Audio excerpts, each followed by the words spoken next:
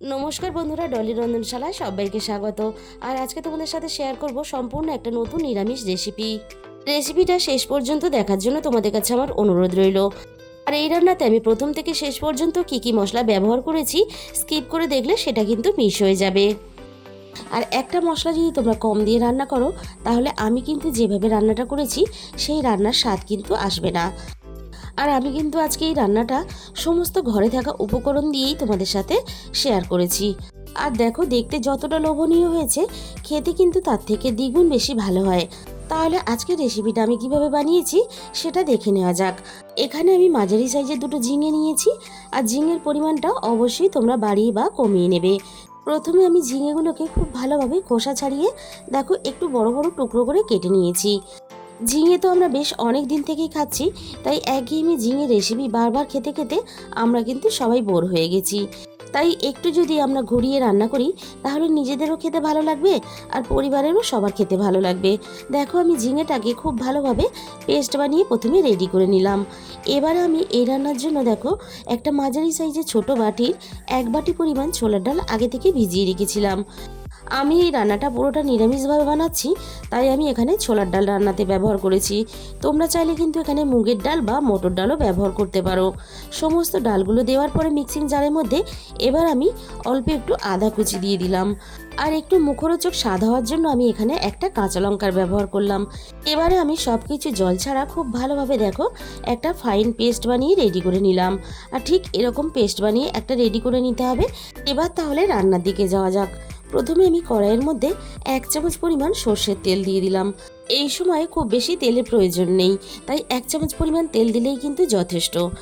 তেলটা ভালোভাবে গরম করে নিয়ে আমি এখানে ঝিঙের পেস্টটা প্রথমে তেলের মধ্যে দিয়ে দিলাম। এবার আমি ঝিঙের সাথেই ডালের পেস্টটাও দিয়ে দিলাম।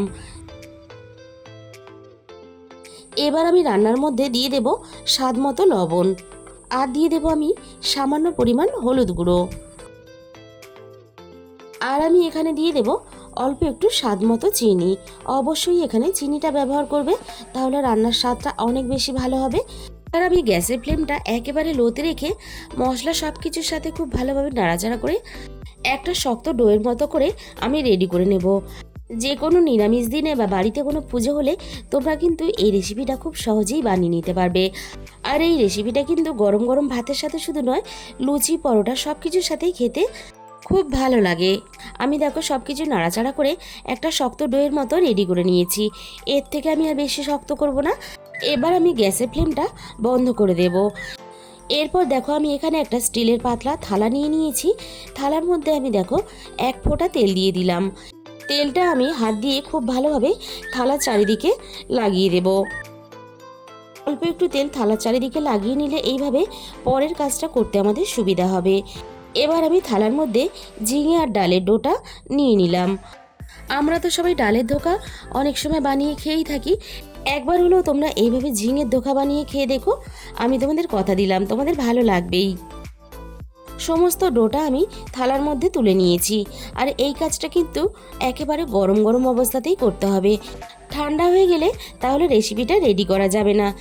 যেহেতু প্রচণ্ড গরম, তাই খুন্তি দিয়ে আমি এইভাবে থালার সমান করে দেখো বড় করে চারিদিকে আমি ছড়িয়ে দেব। আর এটা কিন্তু খুব বেশি পাতলা করে বানাবে না, তাহলে ভাজার সময় ভেঙে যাবে। দেখো আমি খুন্তি দিয়ে সুন্দর করে একটা থালার সমান করে রেডি করে নিলাম। এবারে আমি এটাকে খুব ভালোভাবে প্রথমে ঠান্ডা হতে দেব। গরম অবস্থাতে কিন্তু এর পরের কাজটা করতে যাবে না। খুব ভালোভাবে প্রথমে আমি দেখো ঠান্ডা করে নিয়েছি। এবারে একটা ছুরি দিয়ে আমি আমার নিজের মতন করে শেপ দিয়ে কেটে নেব। তোমরা যখন এই রেসিপিটা বানাবে তোমাদের পছন্দ মতো শেপ দিয়ে কেটে নেবে।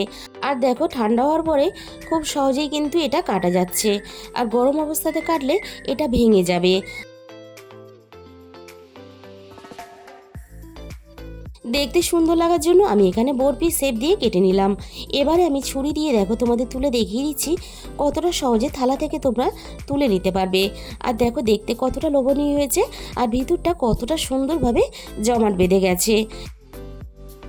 আর থালাতে অল্প একটু তেল লাগানোর জন্য খুব সহজেই কিন্তু উঠে আসছে।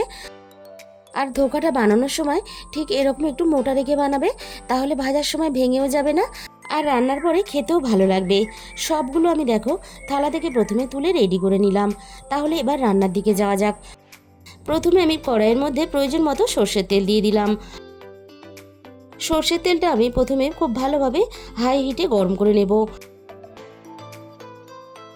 এবারে একে একে ঝিঙের ধোকাগুলোকে ভাজার জন্য তেলের মধ্যে দিয়ে দেব।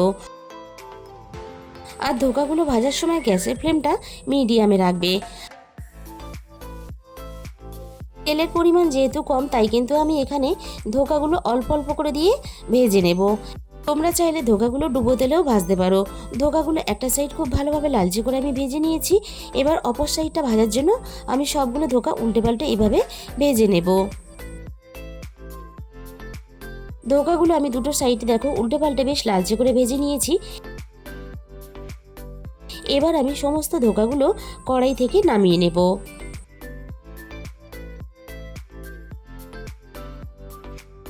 বাকি ধোকাগুলো ঠিক একইভাবে আমি তেলের মধ্যে দিয়ে ভেজে নেব। আর এইভাবে ধোকা ভেজে তোমরা গরম গরম ভাতের সাথে প্রথম পাতের রেসিপি হিসাবেও খেতে পারো। আমি সবগুলো দেখো ধোকা একইভাবে ভেজে রেডি করে নিলাম। ধোকাগুলো আমি কড়াই থেকে নামিয়ে নেওয়ার পরে ওই একই তেলের মধ্যে আমি প্রয়োজন মতো আরও একটু সর্ষের তেল দিয়ে দিলাম। সর্ষের তেলটা প্রথমে আমি খুব ভালোভাবে গরম করে নিয়ে এবারে আমি ফোড়নে অল্প একটু গোটা জিরে দিয়ে দিলাম। আর সাথে দিয়ে দিলাম একটা তেজপাতা কুচি। আগে থেকে আমি একটা আলু কেটে রেখে দিয়েছিলাম। এবারে আমি সমস্ত আলুর টুকরোগুলো ফোড়নের সাথে তেলের মধ্যে দিয়ে দিলাম। ফোড়নের সাথে আমি প্রথমে আলুগুলো একটু নাড়াচাড়া করে ভেজে নেব। আলুগুলো একটু ভাজা ভাজা হতে থাক। এবার আমি আলুর মধ্যে দিয়ে দেব স্বাদ মতো লবণ। এবার আমি লবণ দিয়ে আলুগুলো নাড়াচাড়া করে খুব ভালোভাবে লালচে করে ভেজে নেব।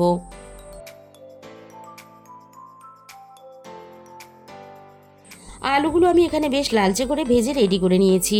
এর থেকে আমি আর বেশি ভাজবো না। থেকে আমি আদা আর টমেটো পেস্ট করে রেখে দিয়েছিলাম। আদা আর টমেটো পেস্টটা আমি আলুর সাথে দিয়ে দিলাম।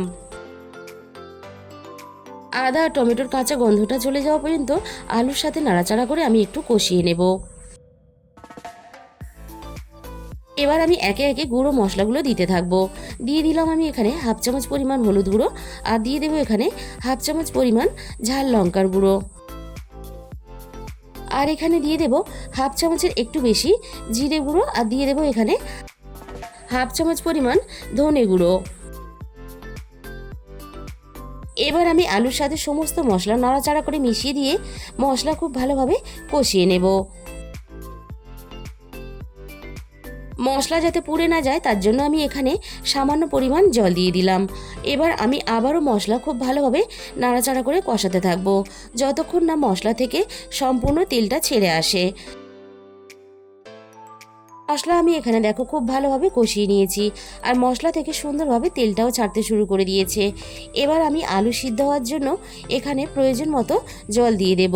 আর এখানে জলের পরিমাণটা আমি একটু বেশিই দেব, কারণ ধোকাগুলো ঝোলের মধ্যে দেওয়ার পরে ধোকা কিন্তু অনেকটাই জল টেনে নেবে। সেরকম হিসাব করেই এখানে জলের পরিমাণটা দিতে হবে। আমি জলের সাথে মশলা খুব ভালোভাবে নাড়াচাড়া করে মিশিয়ে দিলাম। এবার আমি আলু খুব ভালোভাবে সিদ্ধ হওয়ার জন্য কিছুক্ষণের জন্য ঢাকা দিয়ে দিলাম। কিছুক্ষণ পরে আমি কড়াইয়ের থেকে ঢাকাটাকে সরিয়ে নিয়ে দেখে নেব আলু খুব ভালোভাবে সিদ্ধ হয়েছে কিনা। আলু এখানে খুব ভালোভাবে সিদ্ধ হয়ে গেছে। ঝোলটাও এখানে আগের থেকে অনেকটাই কমে এসেছে। এরকম একটু ঝোল ঝোল থাকা অবস্থাতেই আমি সমস্ত ভেজে রাখা ধোকাগুলো ঝোলের মধ্যে দিয়ে দেব। আর এরকম ঝোল থাকা অবস্থাতে ধোকাগুলো ঝোলের মধ্যে দিলে তাহলে ঝোলের মধ্যে ধোকাগুলো ফুটে বেশ নরম হবে, খেতে ভালো লাগবে। আর আমি যেহেতু এই রান্নাটা ভাতের জন্য বানাচ্ছি, তাই কিন্তু আমি ঝোলের পরিমাণটা একটু বেশি রাখবো। তোমরা যেরকম ঝোল রাখতে চাও সেই হিসাব করে এখানে রান্নার মধ্যে জলটা ব্যবহার করবে। আমি এবার সমস্ত ধোকাগুলো দেখো নাড়াচাড়া করে খুব ভালোভাবে ঝোলের সাথে মিশিয়ে ফুটতে দেব। মিনিট 5 মতন আমি ঝোলের সাথে ধোকাগুলো ফুটতে দেব। খুব বেশিক্ষণ ফুটলে তাহলে কিন্তু ধোকাগুলো নরম হয়ে ভেঙে যাবে। এবারে আমি এখানে দিয়ে দিলাম 1 চামচ পরিমাণ গরম মশলার গুঁড়ো। আর এখানে দিয়ে দেব 1 চামচ পরিমাণ ঘি। এই রান্নাতে অবশ্যই একটু ঘি গরম মশলা দেওয়ার চেষ্টা করবে, তাহলে খেতে ভালো লাগবে আর রান্নার ফ্লেভারটাও বেশ ভালো আসবে। আমি এবার পুরোপুরি গ্যাসের ফ্লেমটা বন্ধ করে দিয়েছি। আর ঘি গরম মশলা গুঁড়োটা যাতে রান্নার সাথে খুব ভালোভাবে মিশে যায়, তার জন্য এখানে আমি স্ট্যান্ডিং টাইমে 5 মিনিটের জন্য ঢাকা দিয়ে দিলাম। আর দেখো, খুব সহজেই কিন্তু গরম গরম ভাতের সাথে খাওয়ার জন্য রেডি হয়ে গেল ঝিঙের ধোকার ডালনা। তাহলে বন্ধুরা, আজকের এই রেসিপিটা ভালো লাগলে প্লিজ একটা ভিডিওতে লাইক করে দিও আর প্রচুর প্রচুর নিজেদের বন্ধুদের মধ্যে শেয়ার করো। আর যে সমস্ত চ্যানেলের নতুন বন্ধুরা এখনও পর্যন্ত আমার চ্যানেলটাকে সাবস্ক্রাইব করোনি, এরকম নতুন নতুন অনেক রেসিপি পেতে অবশ্যই আমার চ্যানেলটাকে সাবস্ক্রাইব করে পাশে থাকা বেল আইকনটা অল করে দিও। তাহলে আমি যখনই কোনো নতুন রেসিপি আপলোড করব, সবার আগে তোমার কাছে পৌঁছে যাবে। আর তোমাদের মূল্যবান সময় দিয়ে আমার এই রেসিপিটা শেষ পর্যন্ত দেখার জন্য তোমাদের সবাইকে অসংখ্য ধন্যবাদ।